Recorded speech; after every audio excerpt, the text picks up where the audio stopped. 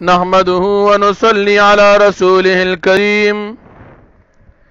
أما بعد فأعوذ بالله من الشيطان الرجيم. بسم الله الرحمن الرحيم. ألف لام ميم. الله لا إله إلا هو الحي القيوم. نزل عليك الكتاب بالحق مصدقا لما بين يديه وأنزل التوراة والإنجيل من قبل هدى للناس وأنزل الفرقان. إن الذين كفروا بآيات الله لهم عذاب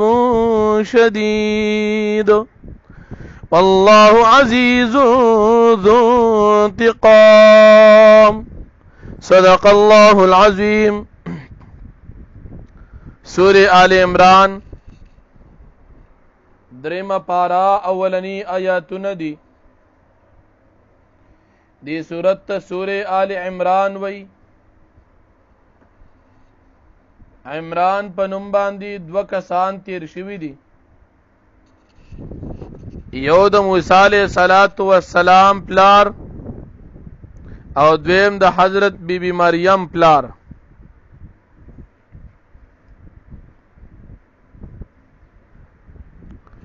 په دې صورت کې د حضرت بی بی مریم د پلار عمران ذکر دی. په دې بنا دی صورت سورہ آل عمران وی. عمران داغه د آل بی بی مریم او د بی بی مریم د زوی حضرت عیسی علیہ السلام ذکر دی. نو دلتا آل عمران نه مراد د عیسی علیہ السلام او د بی بی مریم والا عمران دی. د موسی علیہ السلام پلار عمران داتن مراد نه دی. دا صورت مدنی صورت تی، یعنی د نبی علیہ السلام د ہجرت نه بعد نازل شوی دی. سورہ آل عمران په اعتبار د ترتیب قرآنی سره دریم صورت دی. د نزول په لحاظ سره دا صورت 89 نمبر دی.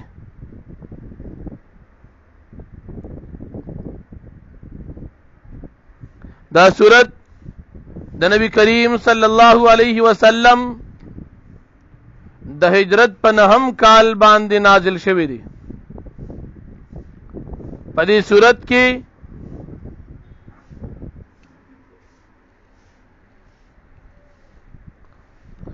200 آیاتونه دي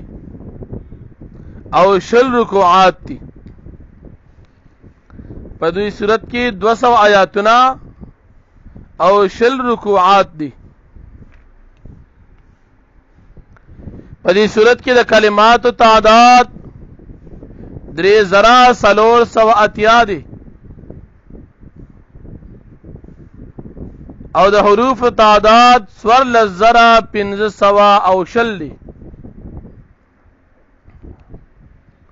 1500 حروف باندې دا صورت مشتمل دي. د دې صورت د مخکې صورت سره ربط او مناسبت دا دي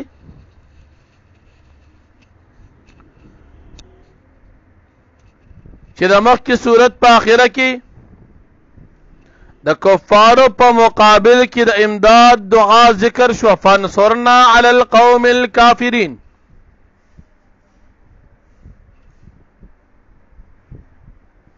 او مدد دو قسمه دی.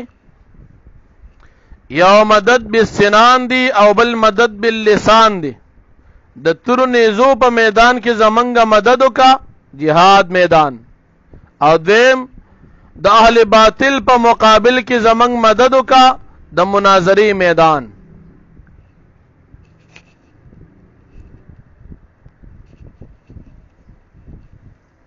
یا د مخ کی صورت په ابتدا کې د قران کریم صداقت ذکر شوی الف لام میم ذالک الکتاب او د دې صورت په ابتدا کې هم صداقت د قران کریم ذکر کیږي نزل علیک الکتاب بالحق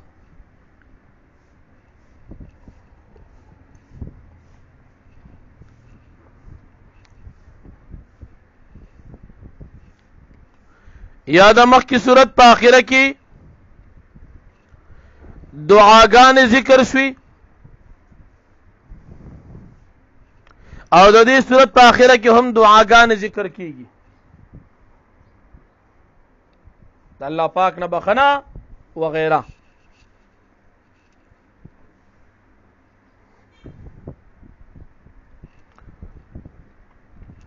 د دې صورت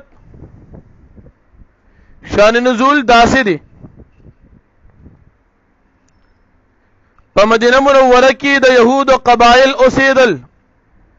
قبیله بنو نذیر قبیله بنو قریظه قبیله بنو قینقاع چې کله يهوديان پیشو چې زمنګا يهوديانو باندې نبی عليه الصلاه والسلام هر وخت غلبه کوي او زمنګا يهوديان مغلوب شول لکه د غزوه خندق په موقع باندې بنو قریظه باندې غلبه رااله بنو نذیر د مدینه منورې نه او تختیدل نو د بنو قینقاع او دا شان نور يهوديان سردا نور عیسیان سردا ير پیدا شوا چې دا خو زمونږ ډیر کسان د خپل دین نه اوړي نو دوی د خپل ځان د دفاع او د حفاظت د پاره نبی علیہ الصلوۃ والسلام له د مناظرې په خیال باندې راغلل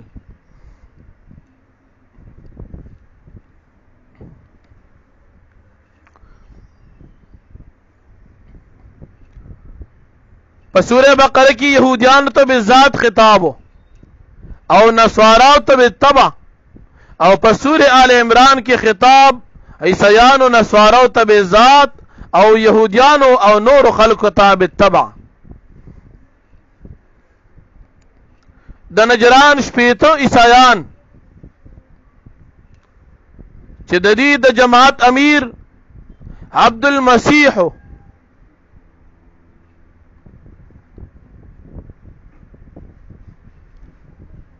او د دې صدر د مجلس اهم السید او د دې د مناظرې صدر او مناظر ابو حارثه بن علقمه عیسیانو عقیده داوا چې عیسی علیه السلام نعوذ بالله خدای دی په دې باندې وضو نبی علیہ السلام سره مناظره کو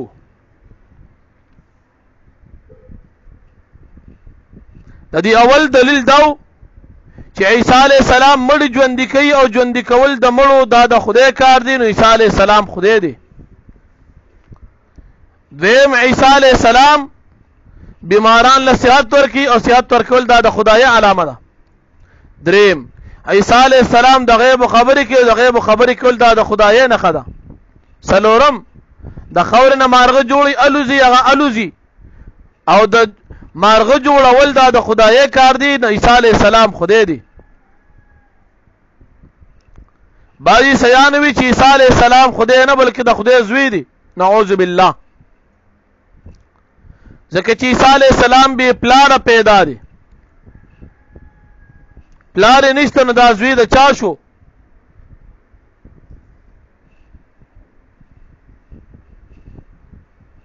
نو الله پاک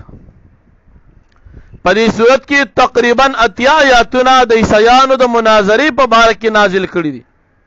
په دې کې الله پاک د خپل توحید دلایل د نبی کریم صلی الله علیه وسلم د رسالت دلایل د قران کریم د صداقت دلایل د عیسی علیہ السلام د بندګۍ دلایل چې عیسی علیہ السلام خدای نه بلکې د خدای بنده دی او د عیسایانو د شبهات او د دلایل او جوابات دا په دې کې ذکر کیږي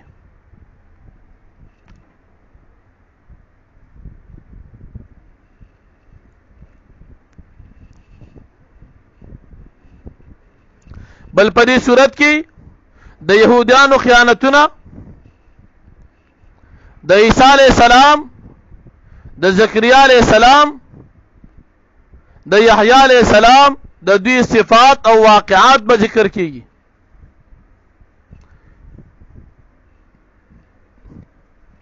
امر بالمعروف نهی عن المنکر د دې حکم او د غزوه بدر د فتح تذکرہ به ذکر کیږي.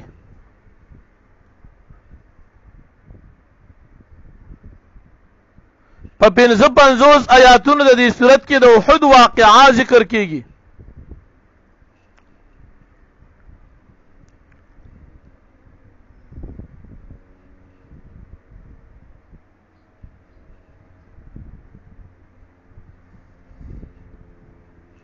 او په بقایا 50 آیاتونو کې به د منافقانو حالت ذکر کیږي.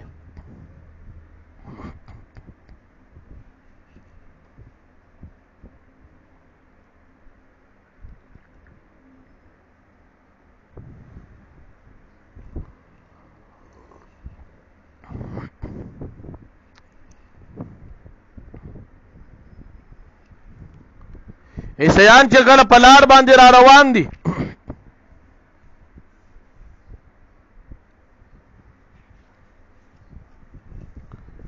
دی په دې سوچ دي چې زوبا نبی کریم صلی الله علیه وسلم د سره مقابله او مناظره کو. د دې مناظر دی ابو حارثه بن علقمه د سره په دې جماعت کې د ضرور کورس ابن علقمه موجود دی. د دې مناظر اوختند کو په دې وخت کې دی کورس ابن علقمه بد دعا وکړه د نبی علیہ السلام په باره کې. د ضرور وته چې بد دعا مکه مونږ چې چا خواله زوغه پیغمبر دی. کورس ابن علقمه دین چې پیغمبر دی مناظره وسره ولیکي دوته کې چې موږ اسلام راوړو نبی موږ له خلق خپل مشران مال دولت مشرین راکې. کورس ابن علقمه د قافلین وړاندې شو وړاندې نبی علیہ السلام په هجرت په خدمت کې حاضر شو او اسلام یې راوړو. د الله پاک په دې آیاتونو کې د کافرانو مشرکانو يهوديانو عیسایانو داغي تردید کی. د رکوع په اول د سورت په اولنې رکوع کې د الله د توحید دلیل کافرانو مشرکانو ته د دعوت ذکر کیږي، د قران کریم صداقت او د قران کریم د آیاتونو تقسیم ذکر کیږي.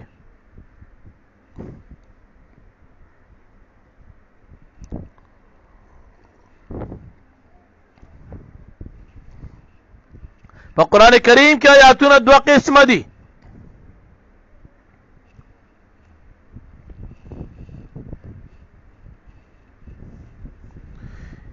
س آیاتونه محکمات دي، س آیاتونه متشابهات.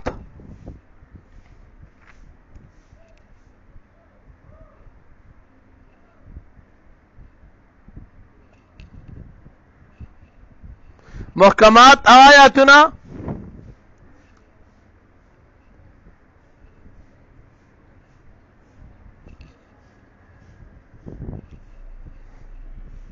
چې د دې معنا او مفهوم ظاهر وي،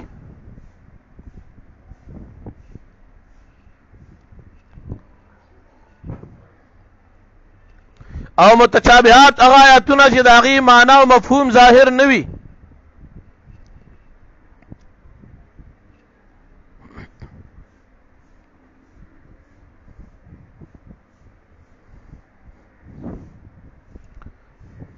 تمام احکامات او تعلق د محکمات سره دي.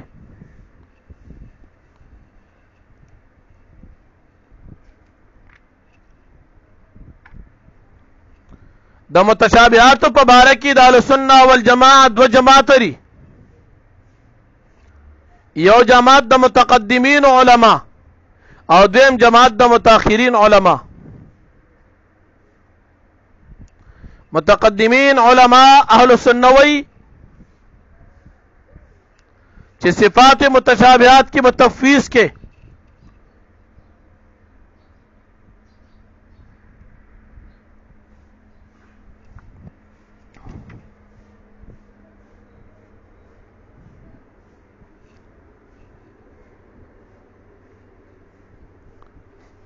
په صفات متشابهات کې به تفویض کې تفویض دا معنا چې د دې لفظ متشابه د الله جل شانه سم مراد دی الله ته معلوم دی مونږ ته نه دی معلوم زمونږ په ایمان دی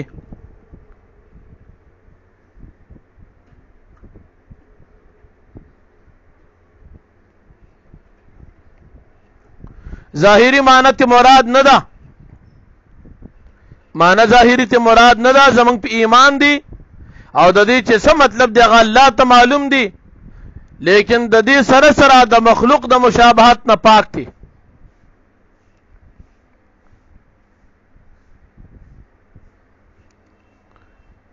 تفویض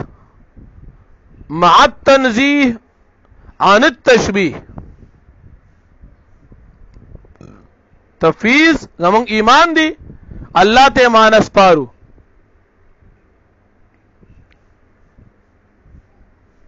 سره دې چې د مخلوق د مشابهت نه پاک دي او چې کوم الفاظ کوم آیاتونه د متشابهات سره تعلق ساتین او سنوي د دې معنی الله ته معلومه د موږ په نه پیګو البته د مخلوق د مشابهت نه پاک دي او په صفات متشابهات کې د اهل سنت والجماعه متأخرین مسلک دادي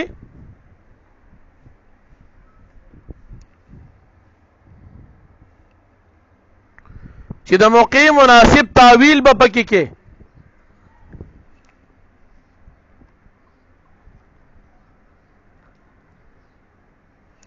موقع مناسب تعویل بکې ظاهری معنی ته مراد نه لیکن داسې معنی به ته ذکر کې چې هغه د الله د شان سره نقص نوي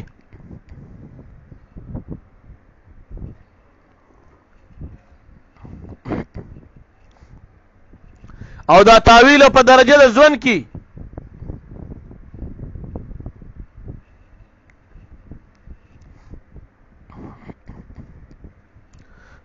تعویل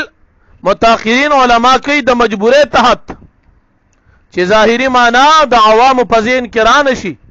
د دې په بنا غي تعویل کوي داسې معنا ذکر کوي چې هغه د الله د شان سره مناسب وي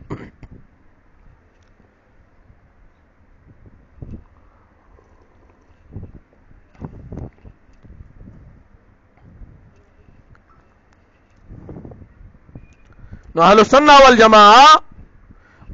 متقدمین علما د تفویض قائل دي او متأخرین علما د تعویل قائل دي خو تعویل په درجه ځوان کې نور زموږ ایمان او عقیده دا ده چې الله پاک د جسمیت نه پاک دي د صفاتو د جسمیت نه پاک دي د مکان نه پاک دي د محتاجې نه پاک دي د صفاتو د نقصان نه پاک دي او د مخلوق د مشابهت نه پاک دي د زمان او د مکان د احتیاج نه پاک دي د خو صفاتو مالک دي او د نقصان د صفتون نه خالی او مبرا دي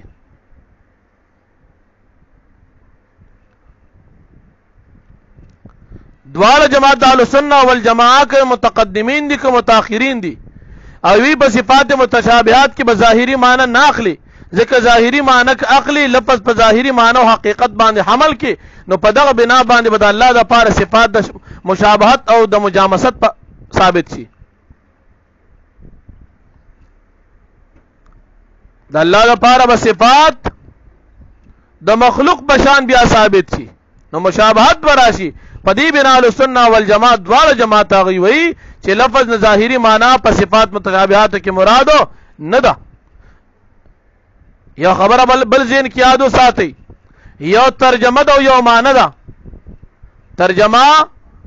نقل د یو لفظ د یوې جبه نه بل جبه ته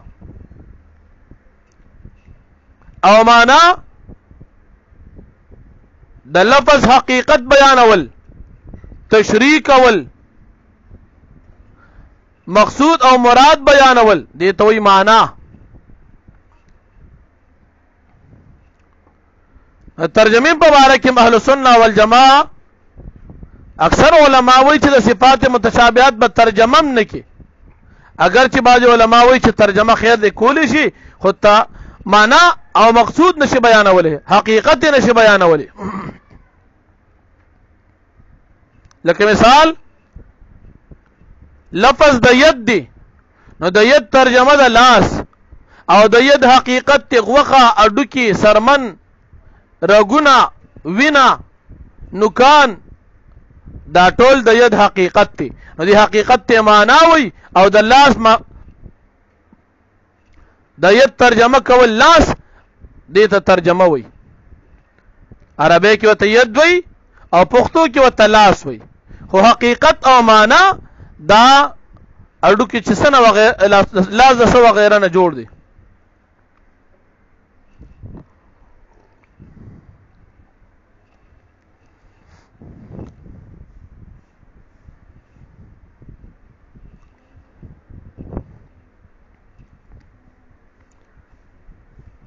اوس الله پاک په دې آیاتونو کې فرمایي چې د کوم کسانو په زړونو کې کوګوالی وي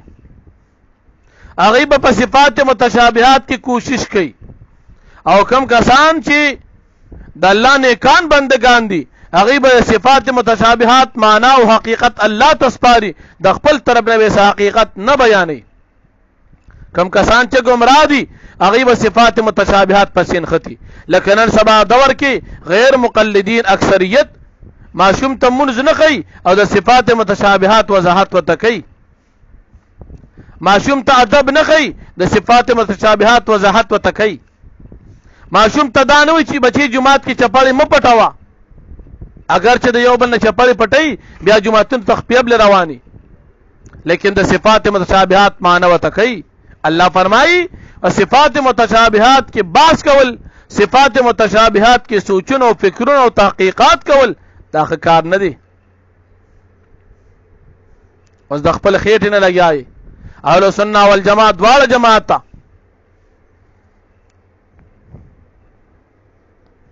دی صفات متشابهات په ظاهري معنی باندې نه اخلي، او د دې په مقابل کې غیر مقلدین چې ځان ته حدیث وي دی د الله پاک صفات متشابهات په معنی ظاهري باندې اخلي، او دا غي بیا ډېر نقصانات دي. هغه کې د الله پاک د مخلوق سره مشابهت راځي.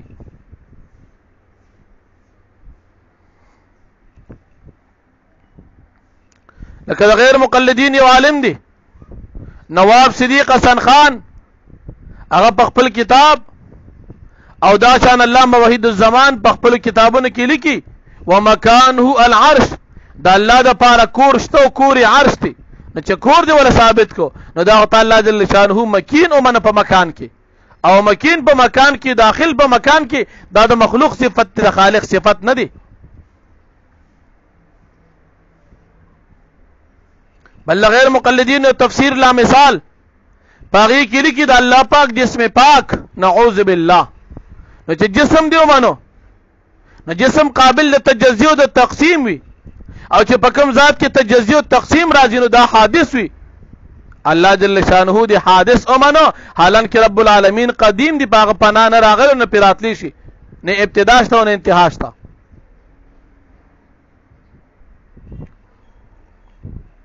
دین علاوه نورم ډېر کتابونو کې لیکل شته. نن الله پاک فرمایي بسم الله الرحمن الرحیم، شروع کوم په برکت د نوم د الله چې عام مهربان دی او خاص مهربان دی. الف لام میم، الله پیږي په معنا د دې حروف باندې.